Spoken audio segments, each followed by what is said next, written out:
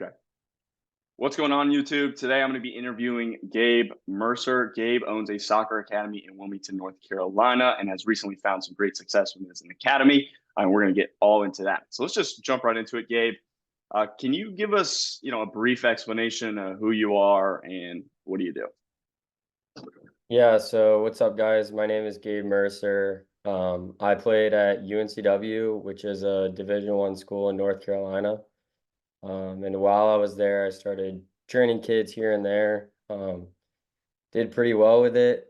Obviously, know the game, and so I noticed a need within the community, and that's kind of how things kicked off. But yeah, I'm originally from the Raleigh area and played for NCFC.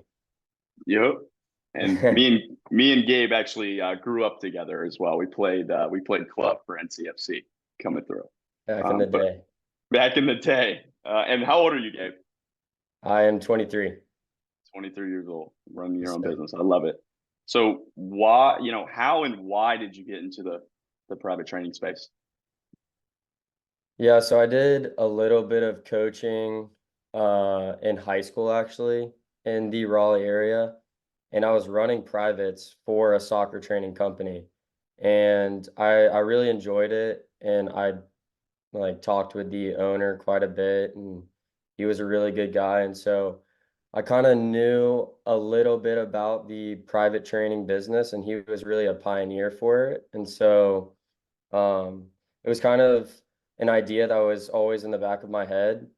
And then when I started running sessions here, that's really when I noticed that I was onto something, and then I was also onto a passion. And so once those two kind of clicked, that's how you always hear a business is started, and that's how mine got started. Mhm. So learning off of somebody else, and that was Soccer Genome, right? Yes, sir. You worked for them for how long? Probably a year and a half. Off Okay. and on. I was running privates for pretty young players, and then also like assisting with group sessions. Mhm. Okay. So how long were you doing like private training before you started opening, like you opened your own business? Probably 2.5 years. Not a ton, but at some point during the weekend I would do like maybe four or five, and that was probably the most that I was doing. But I was never doing more than 8 sessions in a week before I started the business. Mhm. Okay. Awesome. So before we go into your success and um, how you've been recently performing, before we started working together, because I remember you came to me and it was January, right? I Yes, think it sir. was like towards the middle of January we started working together. So before we started working together, like how was your business performing? How many athletes did you have? How was performing? All that kind of stuff. Yeah, so I had a decent amount of athletes that I was training with. It was just really inconsistent because everything that I was doing was off of text and kind of like per session basis. And so I didn't really have a set schedule. And uh, most of the work that I was doing was actually communication. And so instead of spending time focusing on improving my athletes and creating good sessions and just being a really solid coach, I was spending a ton of time organizing everything that I was doing. But I probably had about 20 athletes that I was working with, but it was inconsistent. Hmm. Okay, so inconsistent amount of athletes doing a lot of the outreach and the communication. So we're tell us about some of like the biggest, because I know you just mentioned a few of them. Like, tell us about like the biggest problems and bottlenecks that you had before. Yeah, for sure. The biggest one was just scheduling. And so I even had my roommate one morning like ask me because he was noticing how much time I was spending on my phone just communicating back and forth like, hey, is this time gonna work, this location? And so he asked me, he's like, how much time do you think you spend per day trying to like figure out your schedule for the next week? Because that's basically how I was doing it, is just like a weekly, okay, this is when I'm gonna train XYZ. And so really that was the biggest bottleneck, is just getting past the idea of I'm gonna work around everyone's schedule, and then just kind of like picking a training schedule and realizing that it was gonna work for a lot of people. And I couldn't train everyone, and I was actually training less because of trying to accommodate for everyone. And so I would say the scheduling was the biggest bottleneck that I was running into. Mm-hmm. Mm-hmm. And that was definitely costing you a lot of money too, right? Because of course, For time is sure. money. You know what I mean? I Yeah. remember you were going like to multiple fields, like trying to do Yeah. sessions for everybody and all that kind of stuff.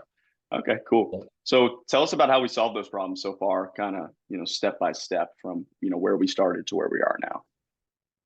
Yeah, the first thing was just mindset. Kind of just switching from, I can make everything work, to kind of creating more structure within the business and what I was doing. And so kind of touched on it a second ago, but a big thing was the locations. And so instead of going to any field in the area, I kind of really nailed down on two, because I was in a little different situation where I had two like split client bases. And so now I'm operating off of two different fields that are a little bit of distance apart, but it's convenient and it's working. Um, but yeah, I would say the biggest thing was just helping me kind of get more solidified in what I was doing, and more systematic. And then as a result, my coaching has just gotten way better, and my players are much happier, and they're doing great. They did great all season, so it's awesome to see that. Awesome. Awesome. That's good to hear. Okay, cool. So before, it was unorganized, you were going to multiple different fields, right? There wasn't too much structure to it. So, now where you're at, like how long has it been and how long has it been since, we started making those changes? Yeah, so I think you said it earlier. It was like mid-January that I reached out, kind of just asking, hey, what have you been doing? I just started a soccer training business in early January. And yeah, I just kind of wanted to pick your brain, see what was going on, and then turned out that you had a program, and so I was super excited to get involved, and it was probably the best decision I've made for the company so far. Because like I said, once I got that structure down, I've had more players join, obviously, but the biggest thing is just everybody's a lot happier and things are running way smoother. And so it's kind of like the players know that they're showing up the same time, same location each week, and it just makes everything more consistent, which we both know as an athlete is really what you need if you're going to improve. It takes time, and there's no quick solutions. Yeah, of So course. yeah. Awesome. Awesome. So tell us, what your next moves are. Like what's your business goal in 3 months from now? And then what's the 12-month goal? Yeah, so good question. I'm actually working on onboarding two coaches at the moment.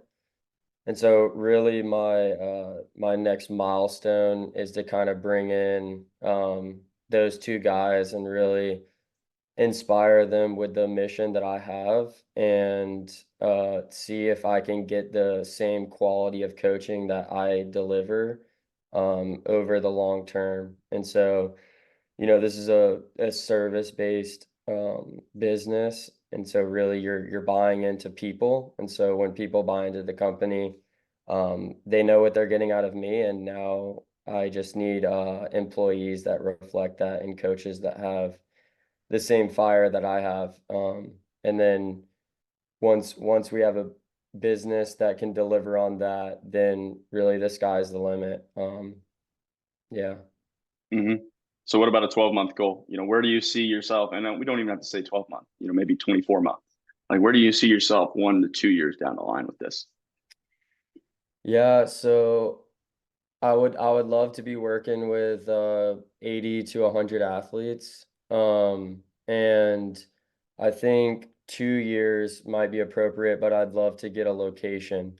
And so whether that's like buying a lot of land and building a grass field, or if things, really work out well, then even putting down some turf. And so really that's where I see and this ultimately going is Goat Soccer Academy having its own spot. Hmm. Love that. Love that. Definitely going to need that. Awesome. Yeah. Yeah, definitely. I know we've talked quite a lot over these last few months trying to determine, what the best next course of action, because it's different for all coaches, right? Like it's depending on the sport, but it's also depending on the location too and your access to those resources. And for you, right, like you're already killing it. We're getting these coaches on board, you're training them up, and like you said, right, like you've got to be able to deliver that service at a quality rate before even thinking about scaling, right? Because you can get into Sure. problems, right, that other people run into, which is they try to scale too fast and the service isn't good enough between all the coaches and they're not monitoring it well enough. They don't have the right systems in place, right? So we've been spending a lot of time building those systems. And really the next move is once we have those coaches in place and those systems in place, that's when we start launching kind of an all out attack on the marketing and driving more clients into the business and really just expanding. And hopefully we get into a location quicker than 2 years, but That would be that's awesome. that'd be awesome, but that's definitely the next steps, right? So, Gabe, if you were to give advice to coaches who are watching this and who are just starting their training business, what would you say to them? Yeah, so one thing would be to think long term.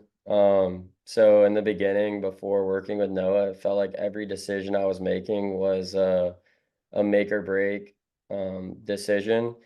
And then you kind of get um, some balls, if you will, and you realize that a lot of the decisions that you're making are actually small when you think in 5 and 10 years. And so Noah ultimately helped me make a lot of those decisions with confidence because he had already gone through what I was going through. And so if I didn't do it with someone, I would have been afraid, but because I did it with someone, I was less afraid. And so I would say the number one thing you can do is be brave and really think about what you want over 5 and 10 years and make decisions based off of that, not how you feel on a random Friday. Those are those quick emotional decisions. Okay, Yeah. cool. So, last question then, because I know you mentioned, um, you know, the fact of being scared, right? So, what would you say to someone that is scared to invest into a mentor to help their business right now? Uh, I would say you just gotta pull the trigger. I mean, I've invested in a mentor twice now, once for my soccer career, and just to do a little quick overview of how that went for me. So my junior year, I wasn't playing. I was coming off the bench at UNCW, and I got a mentor who was going to help me like figure out a lot of stuff sports psychology wise, and because I knew I was a good player, I was just missing a couple little pieces. And so me and him worked through a summer, and I come back and I started balling out, and then all of a sudden I was team captain. And so I already had good results working with a mentor, so I wasn't really skeptical when I was getting hooked up with Noah. And he basically told me the rundown, and I said I was in, and it was as simple as that. But I would just kind of think about it too as you're really investing in yourself.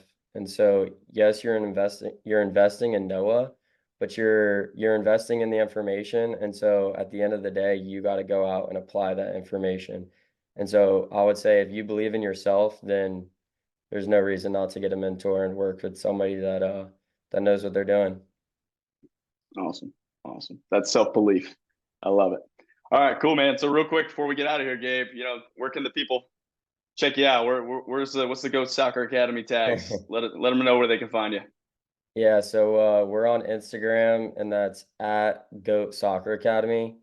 And then my personal coaching page is at Goat Coach Gabe. And so that's the two platforms that we're on. Awesome. Go follow the man. He's a beast. That's everything for today's interview, guys. I hope you really enjoyed it talking to Gabe here. Make sure you guys reach out to Gabe. Go follow all his content, follow his journey. We'd love to see him grow over time. But that's everything for me, guys. You guys go make some money. I hope this brought some value. Peace.